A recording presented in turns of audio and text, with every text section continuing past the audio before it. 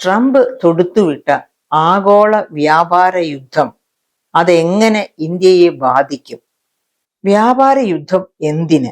സ്വന്തം ഉൽപ്പന്നങ്ങൾക്ക് ഏത് രാജ്യവും ഇപ്പൊ ട്രംപ് ഒരു വ്യാപാര യുദ്ധത്തിന് ആരംഭം കുറിച്ചിരിക്കുന്നു. ട്രംപ് രണ്ടാം തവണ ഭരണത്തിൽ വന്നപ്പോൾ തന്നെ, ഒന്നാം തവണ ഭരണത്തിൽ ഇരുന്ന കാലഘട്ടത്തിലും അദ്ദേഹം പല രാജ്യങ്ങളുമായിട്ട്, അതായത് ആഗോളതലത്തിൽ ഒരു വ്യാപാര യുദ്ധത്തിനുള്ള നാന്ദി പലവട്ടം കുറിച്ചതാണ്. പക്ഷെ ക്രമേണ എതിർപ്പുകൾ മൂലം അത് മുടങ്ങിപ്പോയി. കാരണം അമേരിക്കയിൽ നിന്ന് തന്നെ ശക്തമായ എതിർപ്പുകൾ ഉണ്ടായിക്കൊണ്ടാണ് അത് മുടങ്ങിപ്പോയത്, അത് നിന്നുപോയത്.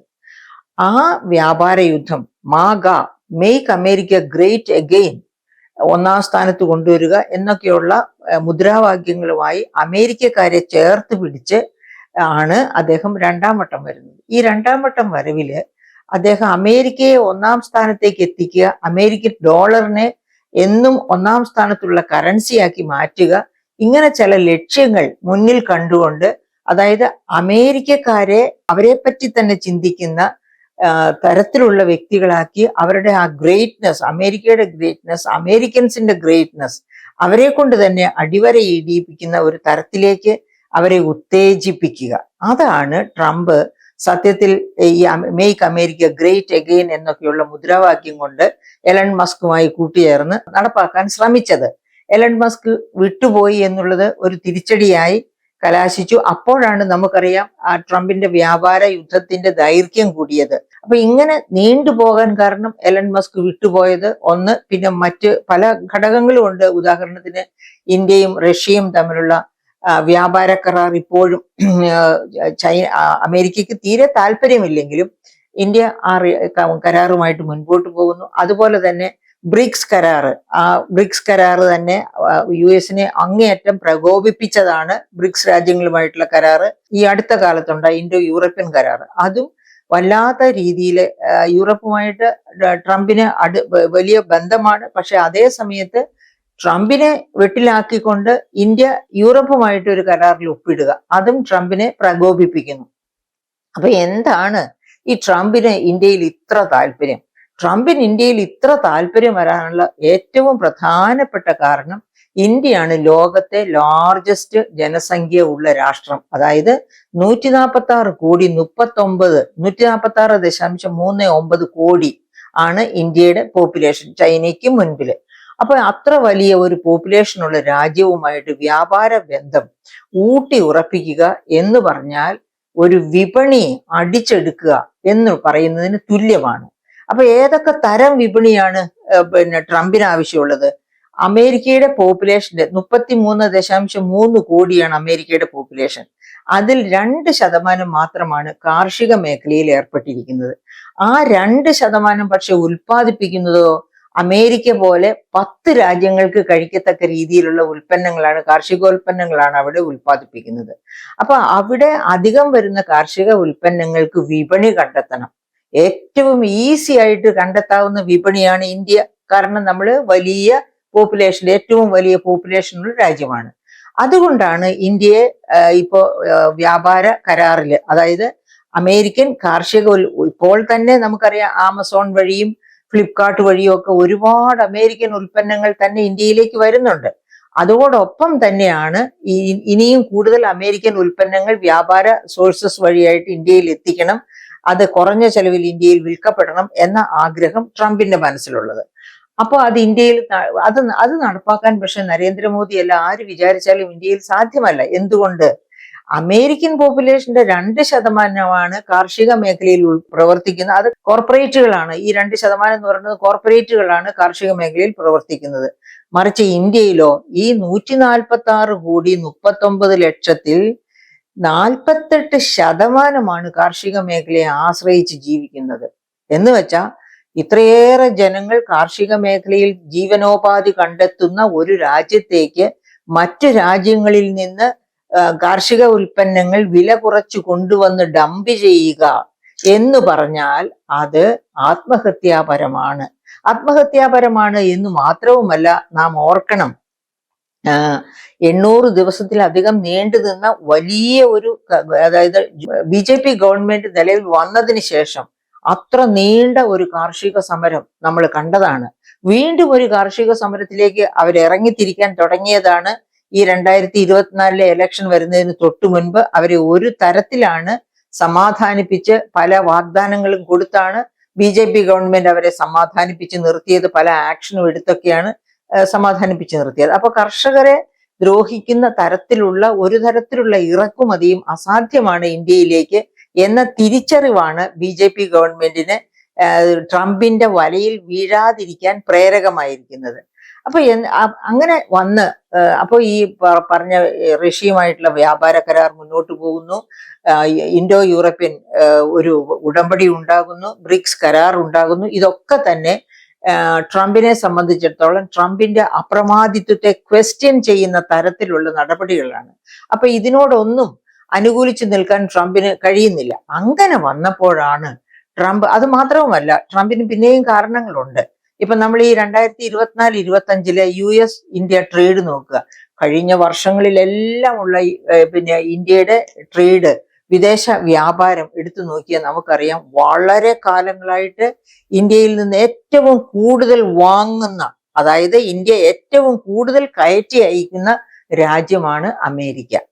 അപ്പൊ അതിന്റെ ഒരു തെളിവ് നമുക്ക് ഇപ്പൊ തന്നെ നോക്കാം. 2024-25 വർഷം $86.5 ബില്യൺ വർത്ത് ഉൽപ്പന്നങ്ങളാണ് നമ്മൾ 2024-25 US കയറ്റി അയച്ചത്. അതേ സമയത്ത് ഇങ്ങോട്ട് ഇറക്കുമതി ചെയ്തതോ, US നിന്ന് ആകെ ഇറക്കുമതി ചെയ്ത് $45.3 ബില്യൺ വർത്താണ്. എന്ന് വെച്ചാൽ ഓൾമോസ്റ്റ്, അതായത് ഇന്ത്യയിൽ നിന്ന് അമേരിക്കയിലേക്ക് കയറ്റി അയക്കുന്നതിന്റെ പകുതി മൂല്യത്തിനുള്ള ഉൽപ്പന്നങ്ങളെ അമേരിക്കയിൽ നിന്ന് ഇന്ത്യ വാങ്ങുന്നുള്ളൂ എന്നർത്ഥം. അതായത് നമുക്ക് റഷ്യയുമായിട്ടൊക്കെ ട്രേഡ് ഡെഫിസിറ്റാ ഉള്ളത്. അതായത് റഷ്യയിലേക്ക് നമ്മൾ കയറ്റി അയക്കുന്നതിനേക്കാൾ വളരെ കൂടുതലാണ് റഷ്യയിൽ നിന്ന് നമ്മൾ വാങ്ങുന്നത്. മറിച്ച് അമേരിക്കയിലേക്ക് നമ്മൾ കയറ്റി അയക്കുന്നതിനേക്കാൾ വളരെ കുറവ്, ഏകദേശം പകുതി മൂല്യത്തിനുള്ളതാണ് അമേരിക്കയിൽ നിന്ന് നമ്മൾ വാങ്ങുന്നത്. അതുകൊണ്ടാണ് നമുക്ക് അമേരിക്കയുമായിട്ട്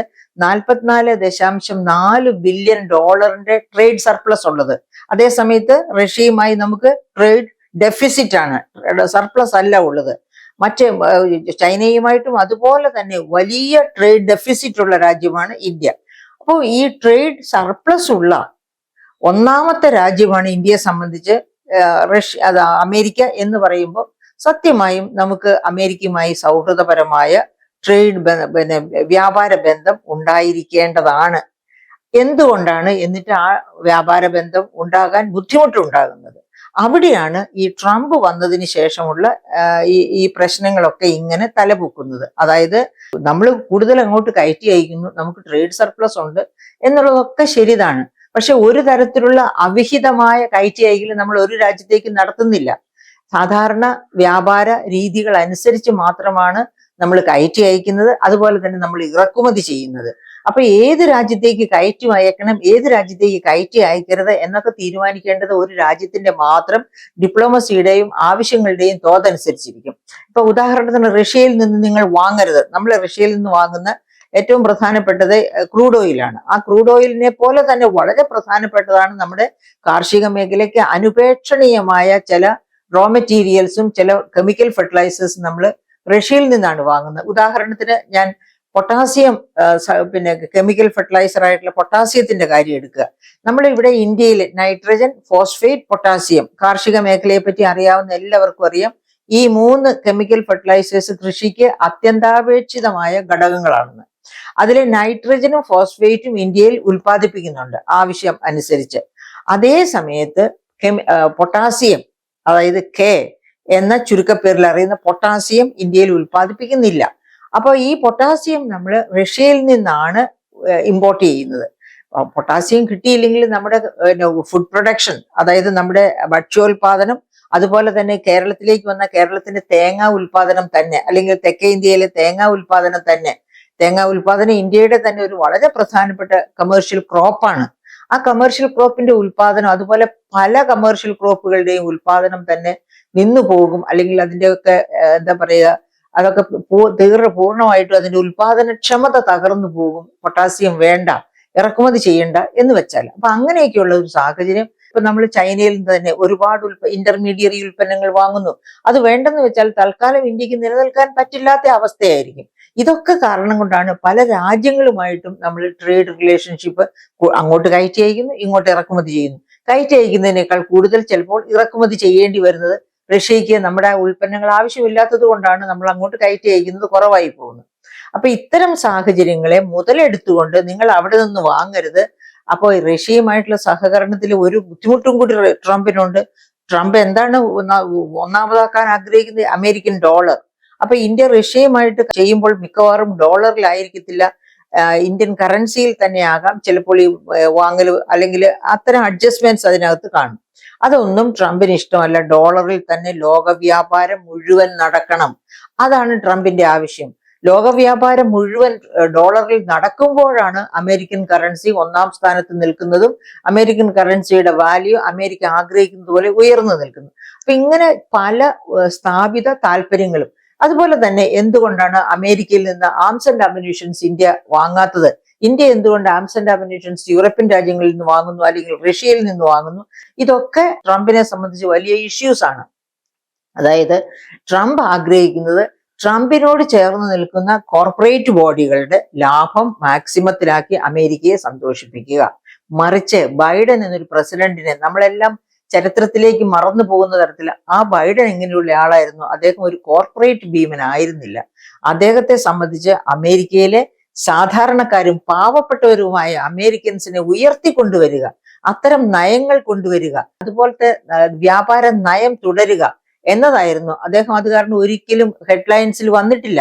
ലോകത്തെ ശ്രദ്ധ ആകർഷിക്കത്തക്ക രീതിയിൽ ഉള്ള പ്രസ്താവനകൾ നടത്തുകയോ അങ്ങനെ വരികയോ ചെയ്തിട്ടില്ലാത്തത് കൊണ്ടാണ് എല്ലാവരും അദ്ദേഹം പക്ഷേ അദ്ദേഹമായിരുന്നു ജനങ്ങളുടെ കൂടെ നിന്ന പ്രസിഡന്റ്. ട്രംപ് അങ്ങനെയല്ല. ട്രംപ് കോർപ്പറേറ്റ് ബോഡികളുടെയും പിന്നെ അവിടുത്തെ വലിയ ബിസിനസ്സുകാരുടെയും കൂടെയാണ് നിൽക്കുന്നത്. അപ്പൊ ആ ബിസിനസ്സുകാർക്ക് എങ്ങനെ അവരുടെ ലാഭം വർദ്ധിപ്പിച്ചു കൊടുക്കാം, ആ കോർപ്പറേറ്റുകളെ എങ്ങനെ സഹായിക്കാം, ഇതൊക്കെയാണ് ട്രംപിന്റെ മനസ്സിലുള്ള ഏറ്റവും വലിയ പ്രധാനപ്പെട്ട ആഗ്രഹം.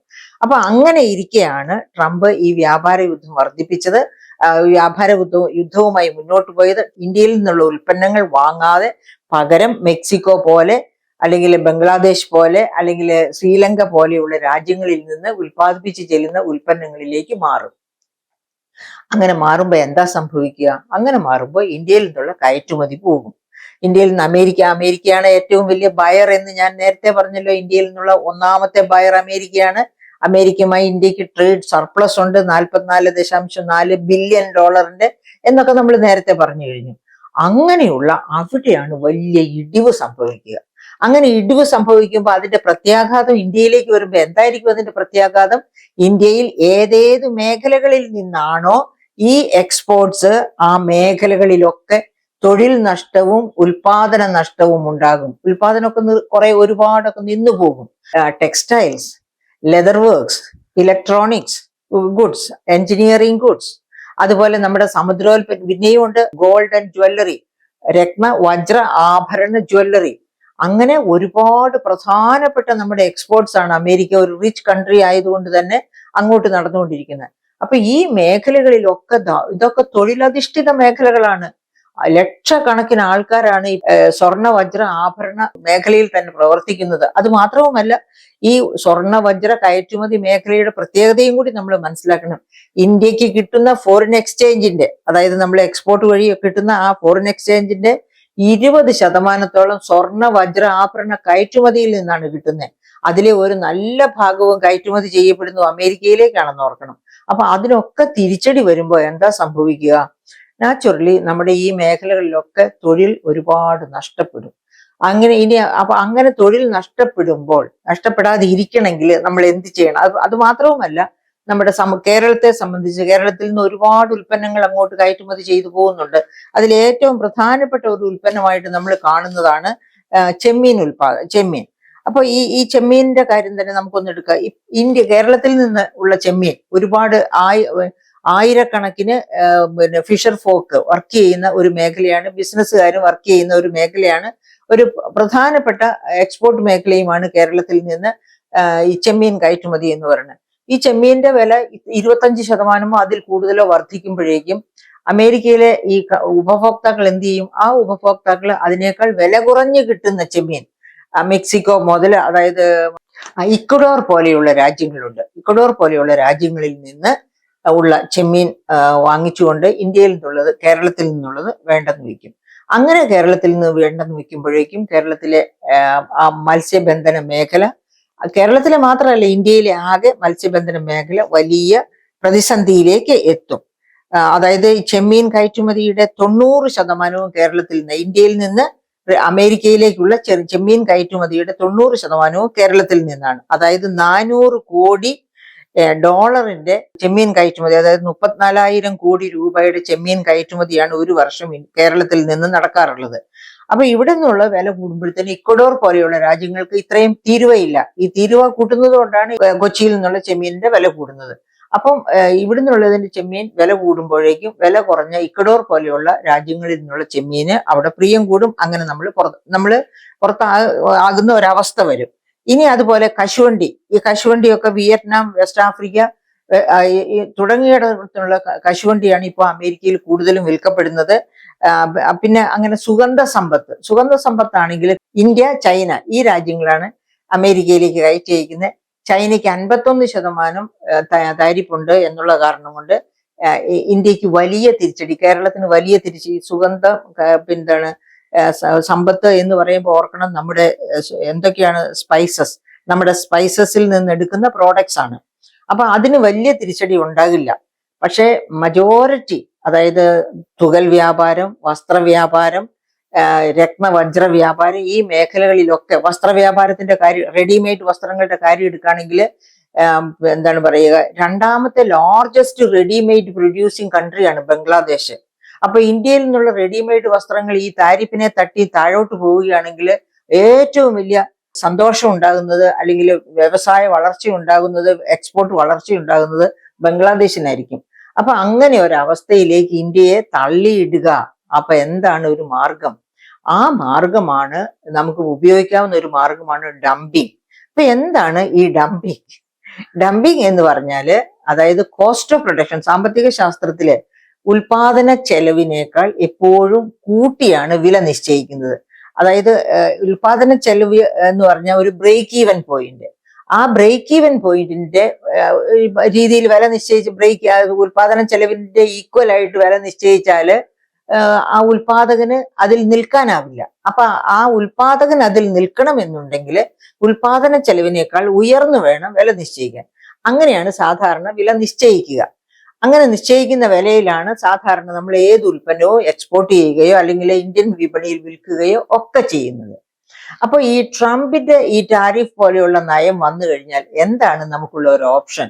നമുക്ക് ആ ടാരിഫ് മുഴുവൻ ഉൽപാദകൻ വലിച്ചെടുക്കുക, ഉൽപാദകന്റെ തലയിലേക്ക്, ഉൽപാദകന്റെ ചെലവിന്റെ കൂട്ടത്തിലേക്ക് വഹിച്ചുകൊണ്ട് ആ പണ്ട് വിറ്റിരുന്ന അതേ വിലയ്ക്ക് തന്നെ, നേരിയ വ്യത്യാസങ്ങളൊക്കെ ആകാം, വിലയ്ക്ക് തന്നെ ഈ ഉൽപ്പന്നങ്ങൾ എക്സ്പോർട്ട് ചെയ്യേണ്ടി വരും. എന്ന് വെച്ചാൽ കോസ്റ്റ് ഓഫ് പ്രൊഡക്ഷനേക്കാളും താണ വിലയ്ക്ക്. ഇപ്പൊ കോസ്റ്റ് ഓഫ് പ്രൊഡക്ഷൻ എന്ന് പറഞ്ഞാൽ എന്താണ്?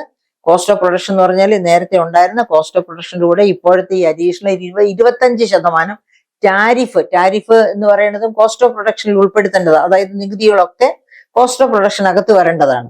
ഈ ടാരിഫും കൂടെ ഈ കോസ്റ്റ് ഓഫ് പ്രൊഡക്ഷനിൽ ചേർന്ന് കഴിഞ്ഞാൽ അത് വിലയിൽ നിഴലിക്കാതെ രീതിയിൽ പഴയ വിലയ്ക്ക് തന്നെ ഈ ഉൽപ്പന്നങ്ങൾ അമേരിക്കൻ വിപണിയിൽ, അല്ലെങ്കിൽ ഏത് വിപണിയാണോ നമുക്ക് പിടിച്ചടക്കിയേ പറ്റൂ, നമ്മൾക്ക് മുന്നോട്ട് പോകണമെങ്കിൽ ഇന്ന വിപണികൾ നമുക്ക് പിടിച്ചടക്കണം അല്ലെങ്കിൽ നിലനിർത്തണം എന്നുണ്ടെങ്കിൽ ആ വിപണിയിൽ നേരത്തെ വിറ്റിരുന്ന അതേ വിലയ്ക്ക് തന്നെ ഈ ഉൽപ്പന്നം വിൽക്കണം.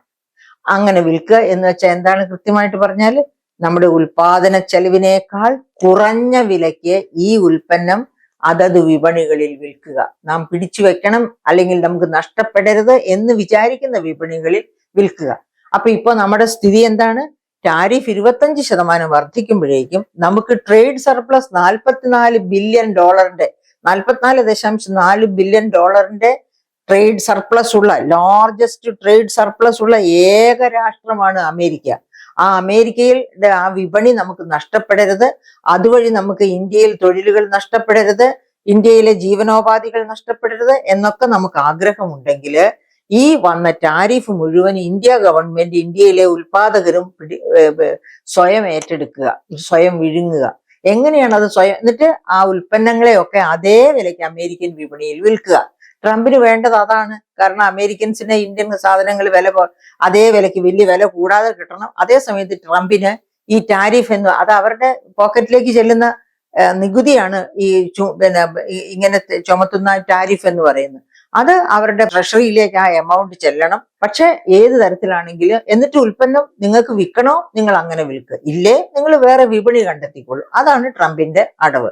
അപ്പൊ നമുക്ക് വേറെ വിപണി കണ്ടെത്താൻ, ഇത്ര വലിയ ഒരു വിപണി വേറെ എവിടെയും കണ്ടെത്താൻ നമുക്ക് അത്ര എളുപ്പമല്ല.